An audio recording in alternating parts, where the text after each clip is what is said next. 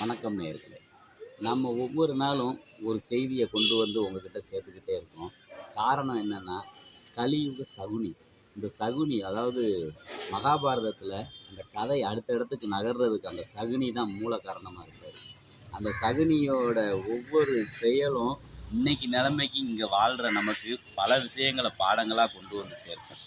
அதே மாதிரி தான் ஏதோ ஒரு ஒரு விஷயங்கள உங்ககிட்ட வந்து சேர்க்கணுங்கிறதுக்காக தான் ஒவ்வொரு செய்தியையும் ஒரு ஒரு நடைமுறையில் அதை எப்படி வந்து சொல்லணுமோ அதுபடி சொல்கிறது தான் நம்ம கலியுக சகுனி சேனலோட முழு சேவையாக நம்ம செஞ்சுக்கிட்டு இருக்கிறோம். இன்றைக்கி என்ன பேச போகிறோம்னா, வங்க தேசத்தில் கலவரங்க.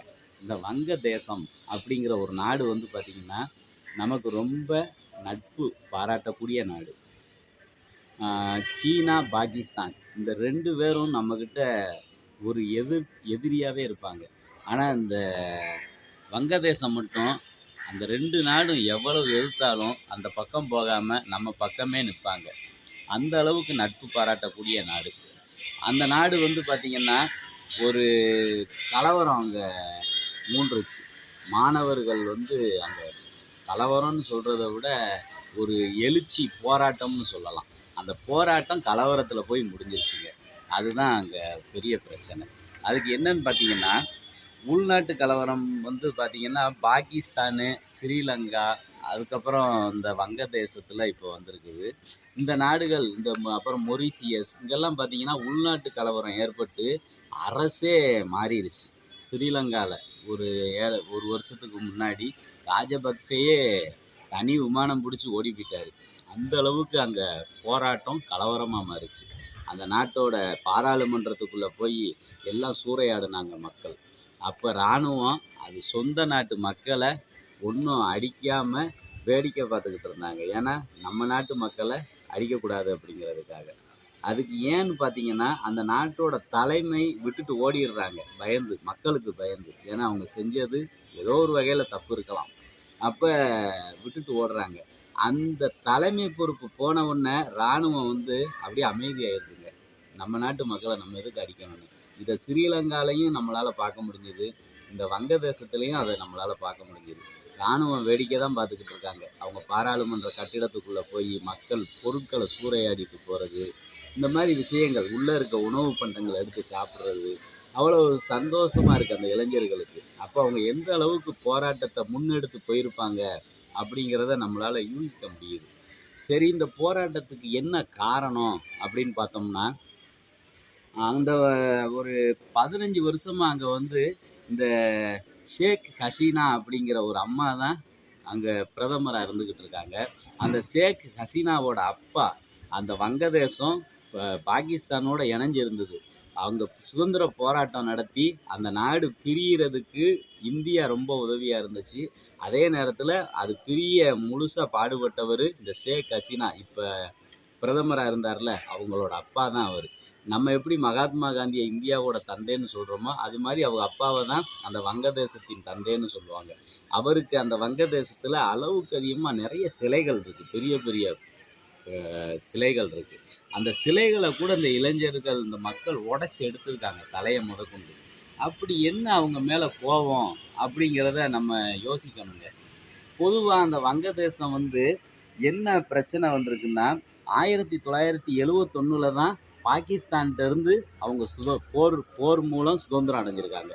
பாகிஸ்தான் வந்து இந்திய 2 விதமாக, ஒன்று வந்து இது வங்கதேசம், இன்னொன்று பாகிஸ்தான். 2ம் வேறு வேறு திசையில் இருந்தாலும் 2ம் ஒரே நாடாக தான் கருதப்பட்டு ஆட்சி பண்ணியிருக்காங்க.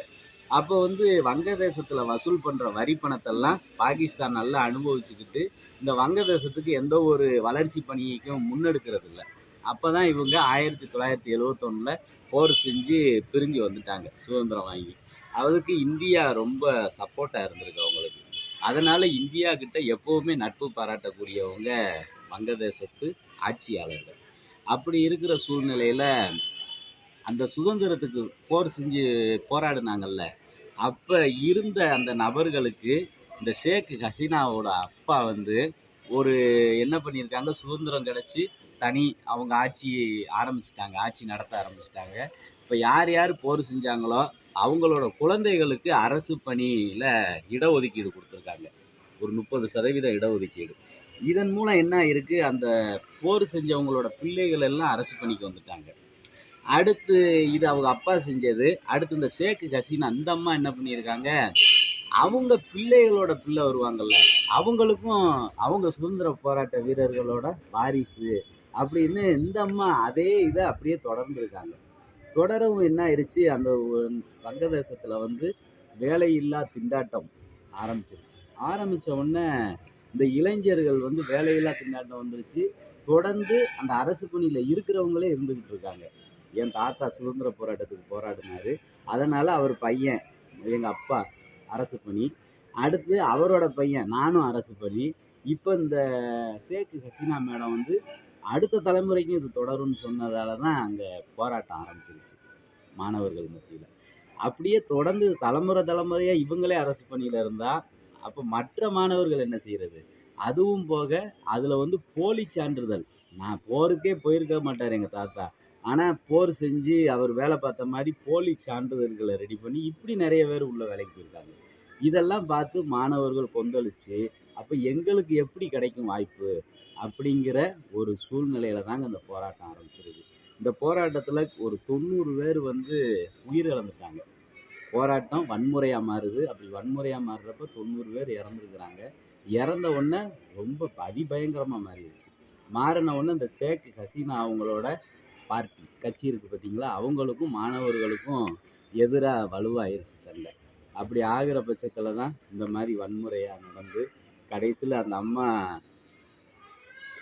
யாருக்கும் சொல்லாம அந்த நாட்டை விட்டு தப்பிச்சா போதுங்கிற மாதிரி தனி விமானத்தில் வெளியே வந்துட்டாங்க.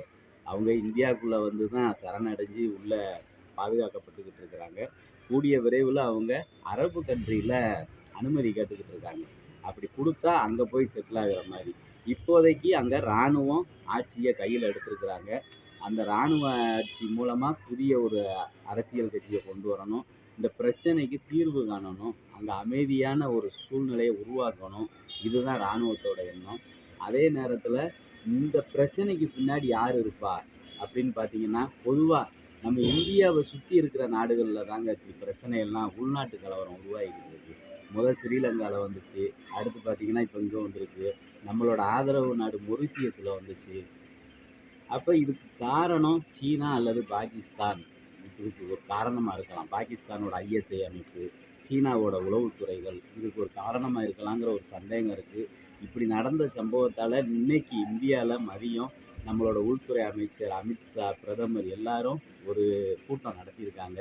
இந்த பிரச்சனையை எப்படி சமாளிக்கலாம், இதனால் இந்தியாவுக்கு ப்ராப்ளம் வரக்கூடாதுன்னு வங்கதேசம் இந்திய எல்லை பகுதியில் வந்து இராணுவத்தை குவிச்சிருக்காங்க. இப்படி தான் இந்த சூழ்நிலை போய்கிட்டு இருக்கு. இதை நம்ம அதாவது மாணவர்கள் வந்து கோவப்பட்டாங்கன்னா ஒரு நாட்டில் என்னன்னாலும் நடக்குங்கிறதுக்கு இது ஒரு உதாரணம். ஏன்னா ஆட்சியாளர்கள் வந்து மக்களுக்கு என்ன தேவையோ அதை தான் செய்யணும். அது பொதுவான விஷயமா இருக்கணும்.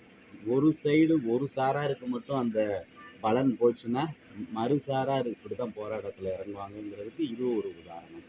வருங்காலத்தில் இது மாதிரி நடக்காத வண்ணம் அரசியல் கட்சிகள் பார்த்து மக்களை ஒரு நிலைப்படுத்தி கொண்டு போகணுங்கிறது தான் நம்ம எல்லாரோட நோக்கமும். நன்றி, வணக்கம்.